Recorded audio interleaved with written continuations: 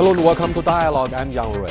Ignoring stern global opposition and concern, the Democratic People's Republic of Korea launched a long-range rocket on February the 7th.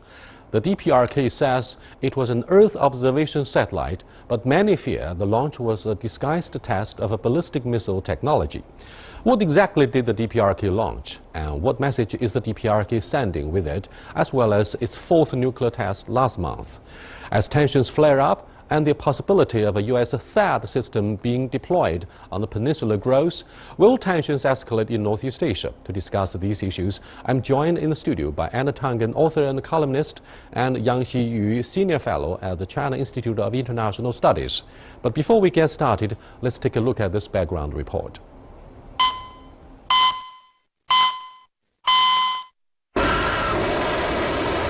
The recent satellite launch and nuclear test by the DPRK have sparked a sharp rebuke from South Korea.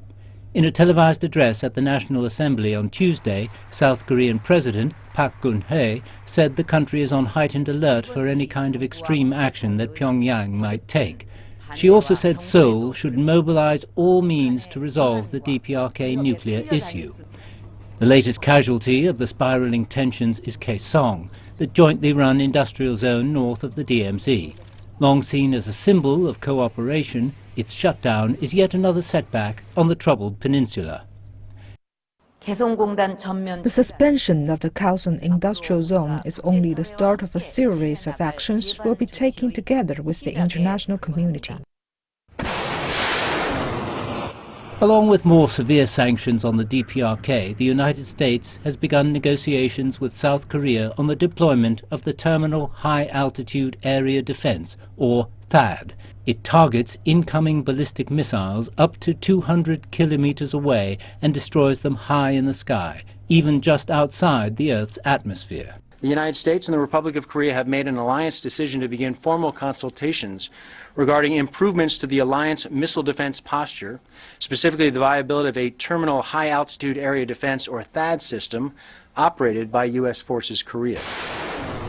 However, to detect incoming missiles, THAAD uses satellite surveillance and an advanced long-range radar that could extend well into China. Beijing is concerned that a U.S. THAAD system in the ROK could put China's security at risk. To be very honest with you, it doesn't require experts to know this. Ordinary people would know that the deployment of the THAAD system is not just to defend the ROK. It has a wider agenda, and it may even serve the possibility of targeting China. Chinese Foreign Minister Wang Yi says China will support the adoption of a UN resolution to make the DPRK pay the necessary price for its recent actions. He said the nuclear issue on the Korean peninsula should be brought back to the negotiating table. Now, Mr. Yang and Mr. Anna Tangen, are you surprised that the President Park Geun-hye, President of ROK, has been so angry this time around? I'm not surprised at all, simply because the latest development taken by the North Korea really touch on the bottom line tolerated by the South Korea, because the public understanding in South Korea is the existing level of the nuclear and the missile technologies and capabilities from the North has become a real threat to their security, to their safety. So the majority of the views from the public has turned to the negative, the very negative attitudes against the DPRK. So the government of the ROK has to do something to make stronger responses to the latest development. And what's your take? Well, there's a number of agendas. If you step back, I mean, this is an extension of a lot of aggravation that's been going on between the U.S. and China over a number of issues. This is not just one isolated incident. The failure of the six-party talks, the continued belligerence by North Korea, an unloved regime, not only in South Korea, but also within China, among the netizens here. The question is, what will China do about it in the end? And it's a very difficult situation when you start looking at the history that's behind it. How North Korea and China have gotten along in the past, the efforts made by China to try to ease the economic situation have not been met very, very successfully. You guys put your emphasis on different issues, I'm afraid, although the issues are closely related to each other. With Mr. Yang talking perhaps about the very strong repercussions arising from the policy speech of President Park Geun-hye, South Korea vows to retaliate, perhaps, because this is a zero-sum game. This is enough is enough for South Korea. Then the hunch of those observers may be, look, what China would do largely depends on how strong South Korean response could be. Do you agree? No, no matter South Korea will make a strong reaction or mild reaction, China will take their long-time position, say steadfast opposition against North Korea's nuclearization, because that will damage China's fundamental national security interests. And this time, I believe China will take a stronger reaction than before. We have a short-term and long-term concerns about the Korean Peninsula. Long-term, of course, denuclearization is unconditional, right? The short-term, I'm afraid, is the deployment or proposed deployment of the THAAD system that will definitely penetrate deep into the Asian continent. It's far beyond the defense needs of North Korea. Yeah, actually, the THAAD factor will become a game changer of this current very complicated situation. It's a sort of a side product after the nuclear test and the missile test. But it's a decisive one. Yes. It's a really decisive factor. Say, originally, the test triggered a contradictions between North Korea and the international community. But now, we focus on the differences and the possible confrontational status between China and U.S. on THAAD rather than on the North Korean nuclear test or missile test. What do you think of the different calculations regarding what should be done next? We oppose firmly the deployment of a THAAD system, but the ROK says no. They accuse China of failing to do enough to punish the DPRK. Yeah, that's right. I mean, if you start looking at the larger issue, as I say, I mean, I agree with you on the short-term issues. The long-term issue is this denuclearization. For a long time, the U.S., we've been pushing this trade and security versus China's trade and development. Now, with this particular episode, we're on the right side of it, not the right side in terms of morally, but a very, very strong emotional response to this idea that we're going to provide the protective umbrella. Almost 80% of South Koreans favor this idea. Now, the question is, what happens if this is in fact put in place? South Korea is China's largest trade partner. We're talking about, over $100 million a day being made by South Korean companies from their activities in China. If China retaliates economically, this could be disastrous for everyone involved. An FTA has been signed between South Korea and China toward the end of last year. Now, having said this, the rest of the world keep a close eye on the process on the divided Korean Peninsula regarding particularly nuclear tests and tests of ballistic missile technology. China is clearly aware of the haunting specter of nuclear tests and whatever ambitions that the DPRK possesses. But a majority of the Chinese this time around seem to have been left puzzled deeply by the principles that Foreign Minister Wang Yi laid bare in his bilateral talk with his South Korean counterpart. Other than a repeat of the principles, China didn't adopt anything new. And so the Chinese, if you look at a survey of public opinions here in mainland China, majority of the ordinary Chinese folks feel quite puzzled, if not angry, about the stalemate, about the dilemma, the security dilemma. What do you think of the strong repercussion from the Chinese general public? Well, I think the latest development made by North Korea really damage on China DPRK relations, also damaged their image among Chinese public. And in short term, when we talk about the short-term issue, I think for China, the short-term issue is how to make sanctions, newly added sanctions, all DPRK, on their newly added provocative actions of the tests of both nuclear and missiles. So on sanctions, I believe the majority of Chinese, no matter it's pro-North Korea or anti-North Korea, will agree with the newly added sanctions against DPRK because they are damaging China's national interests. But on the other hand, the debates among Chinese will continue even more complicated, more sharper than before about Chinese proper attitude, proper policies towards DPRK. The nature of the debates among Chinese does not lie in whether or not we make a regime change, but how China achieve the goal of policy change of DPRK rather than regime change in DPRK. Right, policy change or regime change. Of course, China would opt for policy change instead of causing chaos, wreaking havoc with the stability on the Korean Peninsula. What do you think of the complicated concerns by the Chinese, and they themselves are quite divided, by the way, with regard to what we can do next? Well, I think the minister's statement of status quo belies the issue, and I would emphasize that there's a very fierce debate going in at the top, and not about whether there'll be sanctions, but to what extent and how deep those will go. But people are ignoring the other part of this, which is why would the young Kim be doing this? All right, I've heard a lot of talk that he's trying to change the Army First principle. He has a 1 million-man army in a country of 25 million people that is not doing well economically. Growth is about 1%. Trade with China was down 15% last year. So there's a lot of economic pressure on them. So there's this theory that he's trying to substitute this nuclear umbrella to show that he's tough and prepared and all of this stuff, and at the same time give him an excuse to start cutting his army down. Unfortunately, that goes against China's interest in making sure that there's no nuclear arms race going throughout Southeast Asia. So this is to me the basic conundrum that has to be addressed.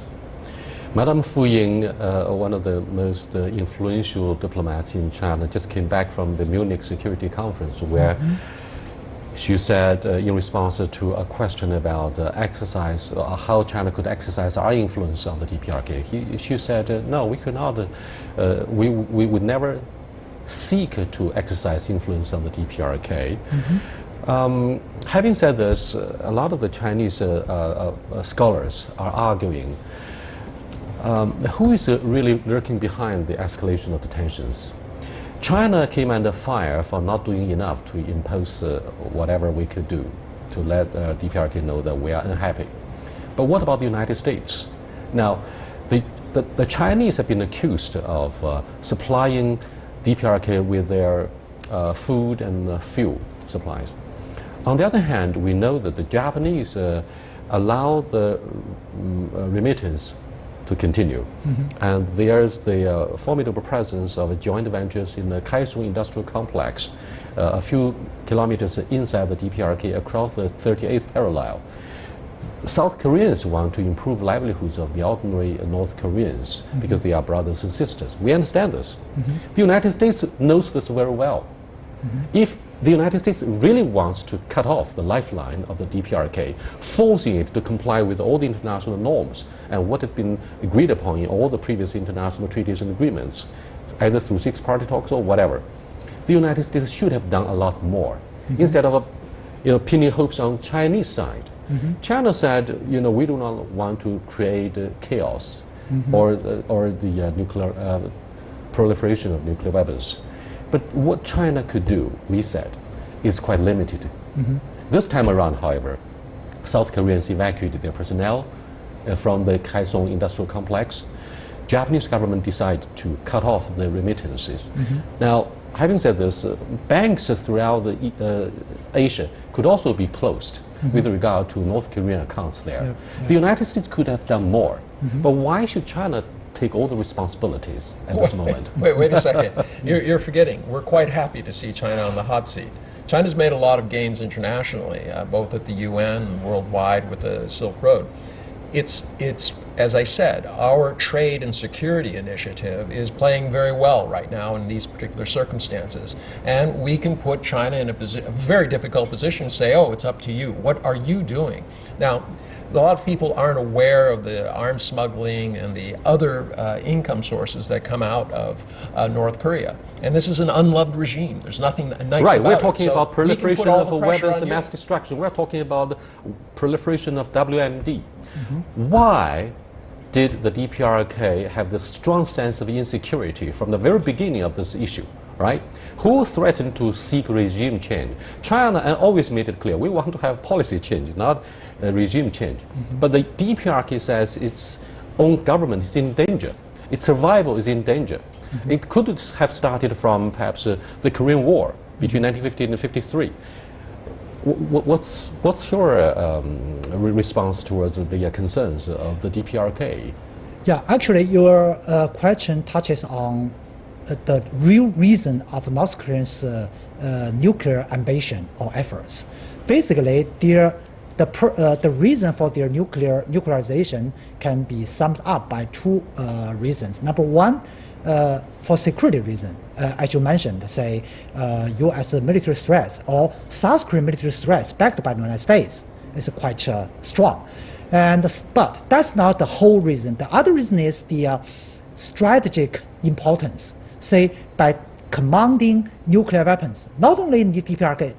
Just imagine any country, no matter it's a small or middle size, any country that command a nuclear weapon can be regarded as a strategic power, or regional or global power. So such a strategic ambition also is a very strong driver driving North Korean regime towards the nuclearization. So for decades long, the generation to generation, North Korea has made a long time efforts for the nuclearization. So that's one reason. The other, of course, the security. So how to bring about, shortly speaking, how to bring about the denuclearization? We must address North Korea's security concerns, but we cannot meet North Korea's strategic ambition. Say, we want to be a global strategic power, just like they said, we want to be a world-class military power. We cannot meet their ambition. We hold them seek for peaceful development rather than military development. Thank you very much. You are watching Dialogue with Yang Xiyu and Anna Tang. We're discussing fallout of the missile tests and nuclear tests by the DPRK. What can China do, and what possible retaliatory measures would be adopted by ROK or South Korea in the aftermath of the tests? We'll be back in a short while.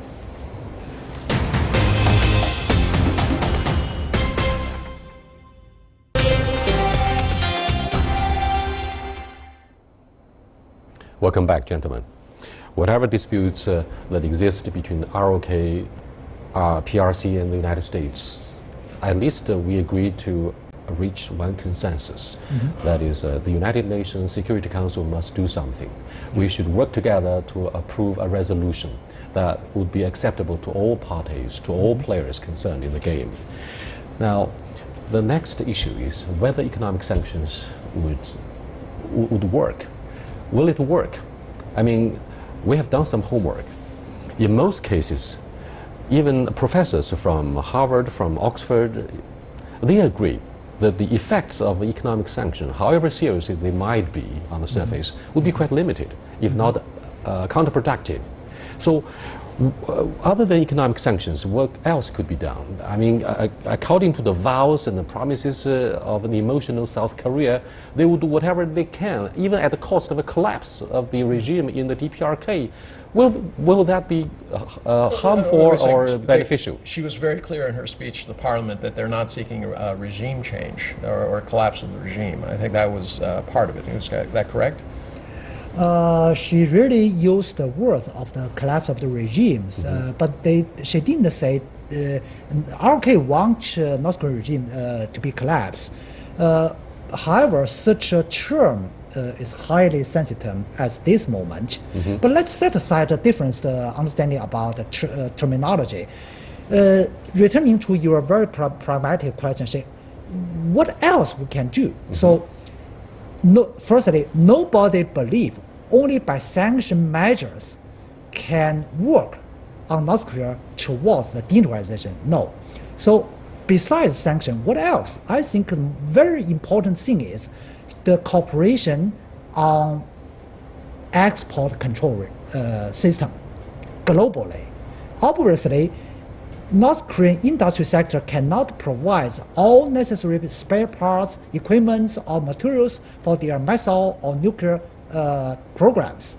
Their achievements of nuclear and missile, partly because of their own self-reliance efforts, but also partly because of the smuggling from the globe, global market. So for impeding, even stopping North Korea's further nuclear or missile development, we need to strengthen the non-proliferation regime. I'm afraid you take issue with parallels, if ever, if any, that could be drawn between ISIL in Syria and also it's the concern of the Russians, how to cut off the oil supplies that the ISIL sells to Turkey or whatever. I mean, let's come back to examine the possible sanctions. Now, other than the issue of sanctions, media in Japan starts talking seriously about the war game. If not a war game, it's preemptive strikes to have a campaign of decapitation.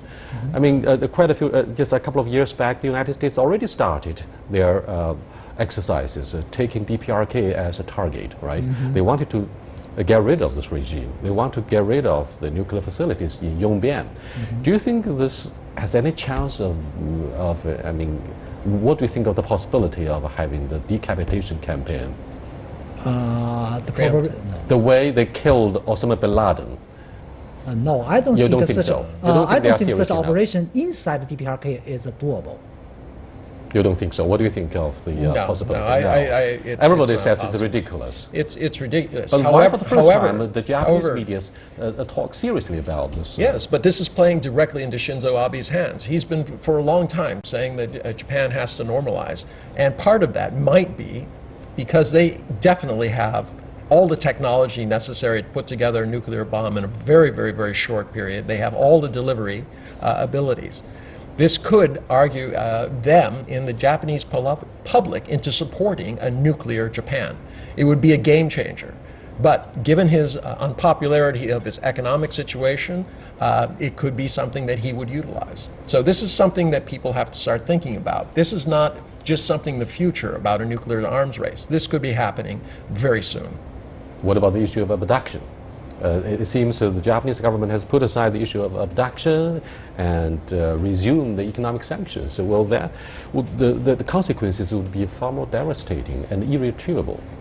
I don't think the adoption issue is a big one between DPRK and the Japan relationship. Obviously, Japan really want the more progresses on abduction issues. That will be very positive to their domestic politics. But given the new nuclear test and the missile test for adding more economic sanctions, they have to stop that. Because that's, as I said, that's not important. Japanese concerns aside at this moment, gentlemen, Koreans could be very emotional. Whatever hard issues took place, they would show their anger, whatever the costs.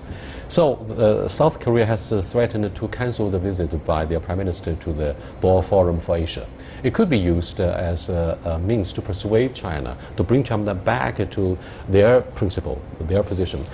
Now, let's look at the very issue that we started to discuss at the very beginning of this discussion, the deployment of THAAD. China has shown our serious concern about the deployment. Now, once the ROK decides to go ahead, no matter what opposition they have from the PRC, what would be the consequences?